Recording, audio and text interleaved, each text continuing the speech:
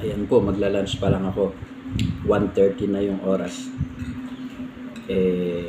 Ngayon pa lang magla-lunch kasi sunod-sunod yung estudyante ko.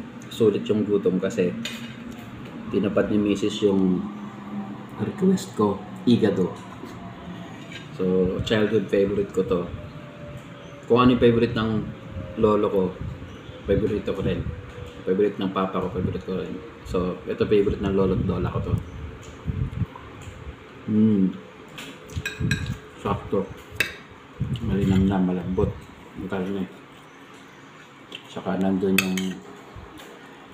yung main taste niya ng liver. Op, op, op.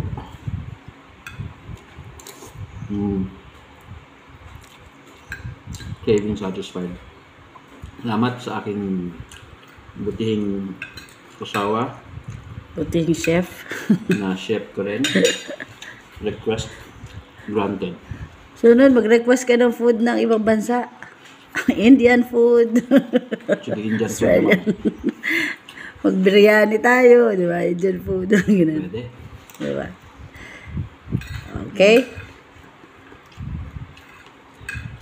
Kailangan madaliin ko ito kasi may tutor pa ako.